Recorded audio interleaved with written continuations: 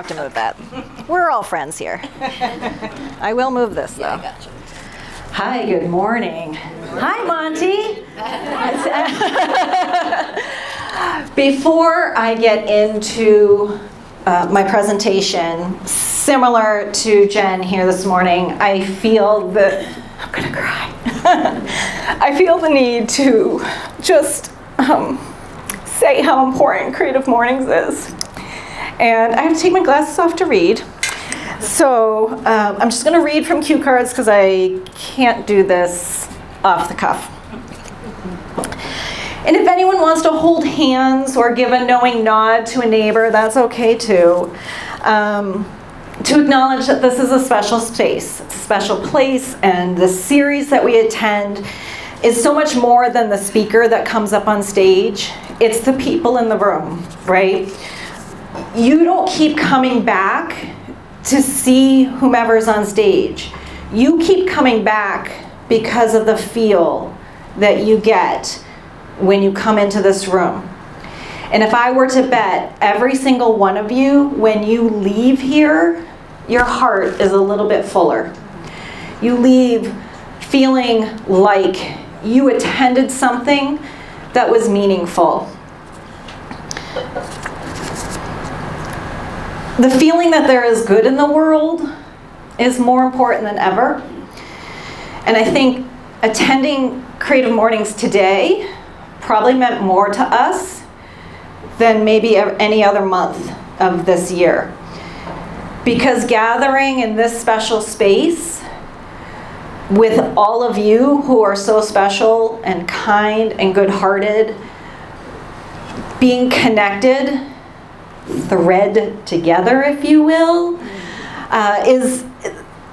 this is special and magical. You said magical, and that was the right word. Not to mention we get donuts. I mean, what better reason to get together? The Creative Morning is the thread that binds us all together, and it beckons us every month to return, every year to keep doing this work. It moors us to a safe place, an accepting place for expression and creativity and arts and just a welcoming community of friends. It's a thread that gives us a vision of hope, and I feel today we need that vision of hope more than ever. Creative Morning knits together a culture of respect, and like you said, you love everyone in this room, and I love everyone in this room as well, and I think all of us can say the same thing. The fabric of Creative Mornings is stronger because of all of you, all of us, and that's what makes Creative Mornings so special, and all of you so special, and I'm glad that we're here. Thank you for letting me say that, because I just felt that on this particular day, this particular moment in our time, I wanted to acknowledge that, so thank you. And speaking of thread, I just need to give my husband a shout out. Hold up, Prince. He crocheted, Prince. He uses his thread to crochet. Oh, look at Prince. Prince knows what's up.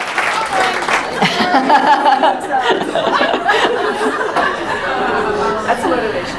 All right, so I already did my welcome. Whew. Yeah. I also just want to say, Pego, did anyone else begin to sweat during her harmonizing? I was like, I did not realize I was that misaligned that my body would physically begin to sweat over a sound bath. But that's, I guess, where we are, right? So one of the things that first off, I am actually legitimately trained as a reframing expert. Frameworks Institute and all these people helped train me, so shout out to them.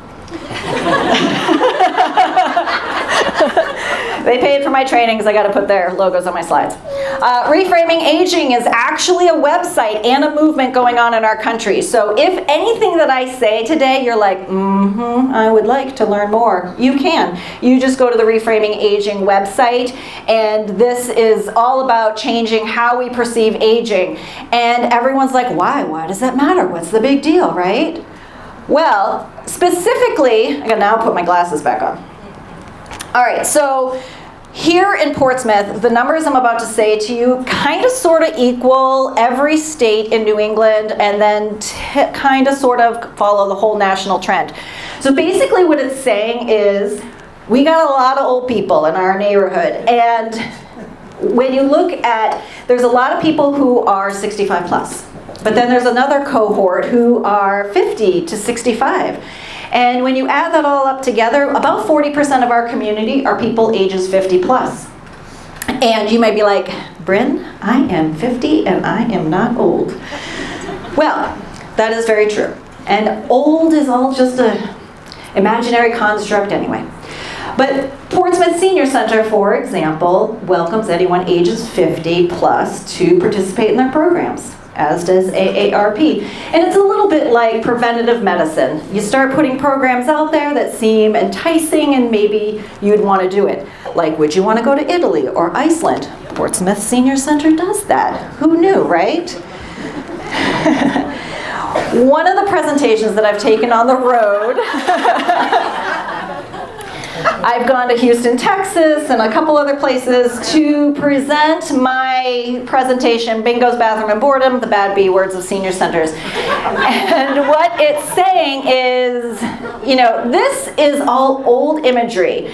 This is not what aging means anymore. This is the antithesis to what we all want as we get older. People are not playing bingo in some church basement anymore thinking I'm thriving, right? So instead they go to the Portsmouth Senior Center or the York Senior Center or the Exeter program, and all of these places are offering fitness, trips, enrichment, education, all sorts of things because people want to continue doing the things we do at all ages, right? To think just because you turn a certain age, you're like, I'm going to stop.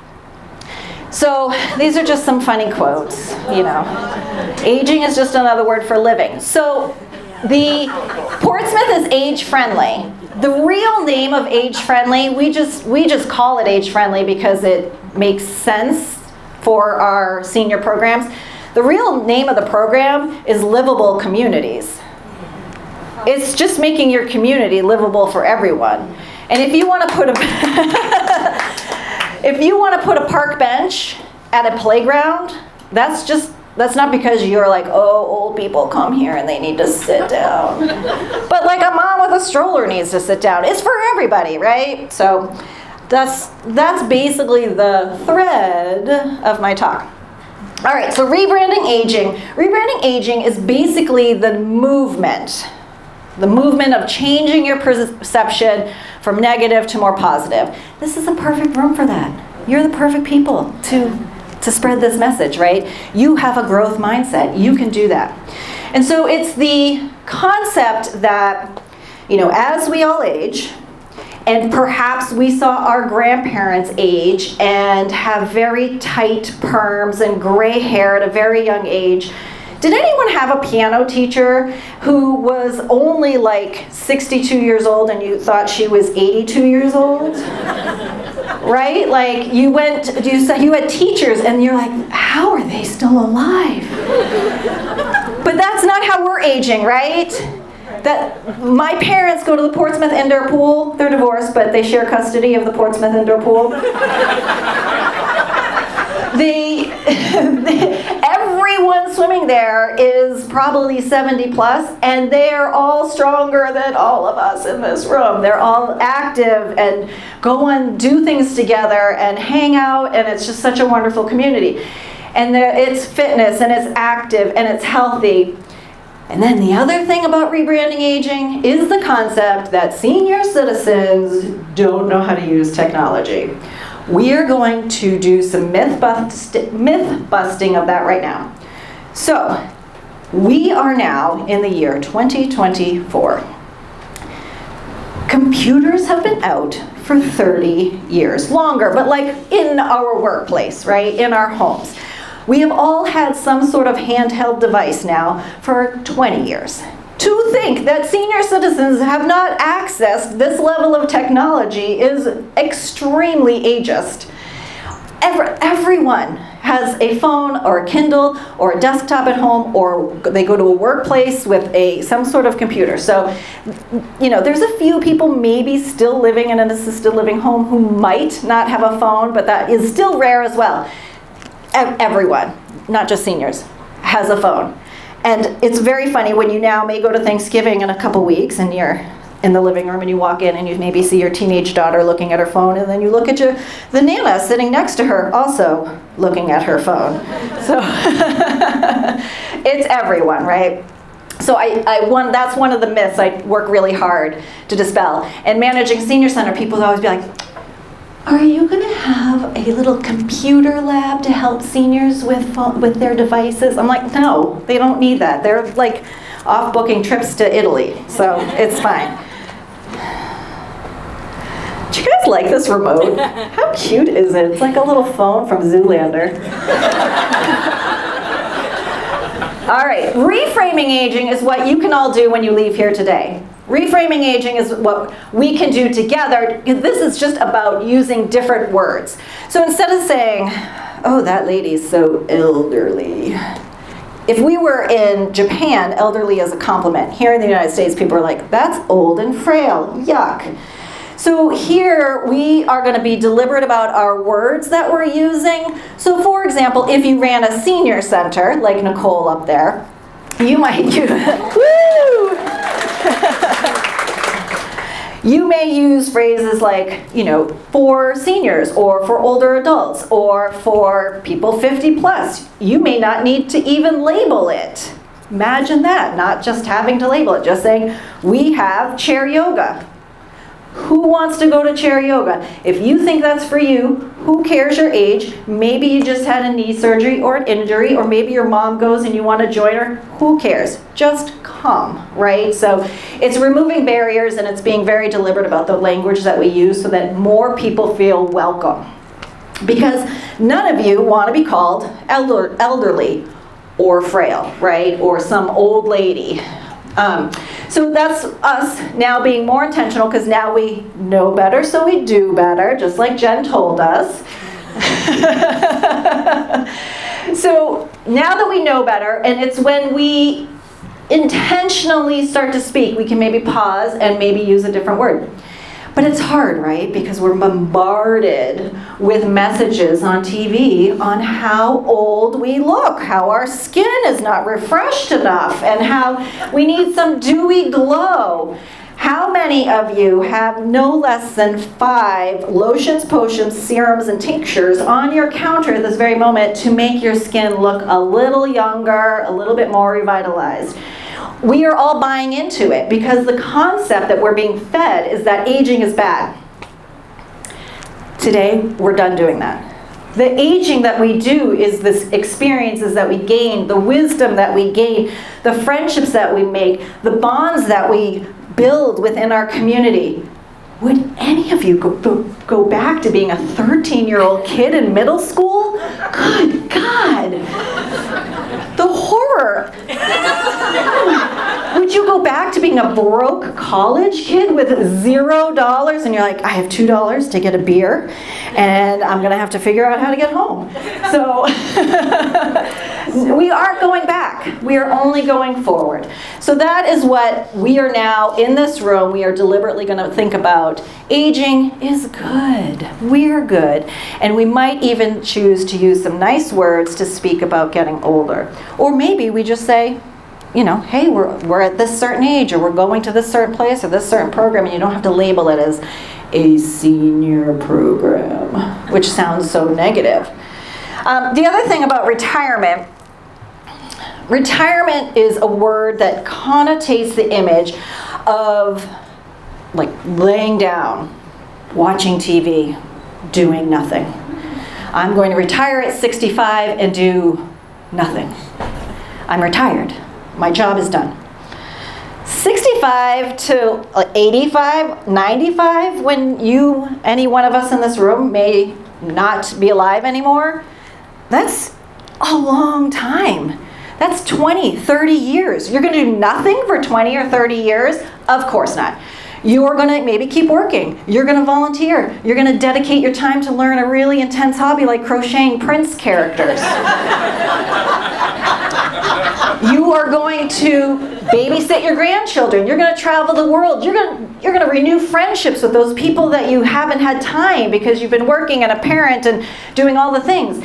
You're going to become a dog walker because you just love dogs. You're going to do a passion project. You're going to do a million different things. You're going to go start swimming at the indoor pool. You're going to go do everything you always wanted to do because you have a little extra time, right? So retirement is not about rest, but that's what we've been sold. That's what we've been told. That's what, there's this idea that you're going to retire and you're going to literally retire, like you're going to bed and you're just going to lay down and do nothing ever again. Not true, right? How many people here are retired and are here at Creative Mornings and you're leaving here because you now volunteer on a board, you then have a fitness class on Saturday morning, you then have your grandchildren over for dinner on Sunday, you then are planning for, a trip or doing working. Our staff here at the music hall, they are all working, and I dare say many of them have some gray in their hair. They are probably retired from their careers and they're now doing something that they love in the theater. So I want us to also rethink what we've been trained about retirement. All right, we're coming to the end of my talk. And I just want to thank you all for taking the time to rethink aging. Maybe be a little less ageist, although we can all have our moments. And that happens because we've all been trained in a certain way. So relearning is hard, right? It's hard to unlearn a lifetime of habits. And so sometimes we hear things when people are like, that's an old driver, or that's an old lady, and she has crazy pink hair because she's old and senile. Maybe she's just fucking cool.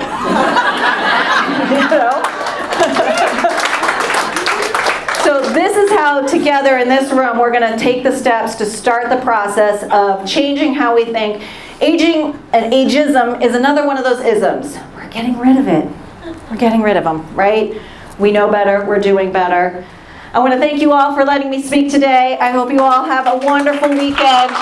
Take with you the love in this room out into your next adventure. Thank you.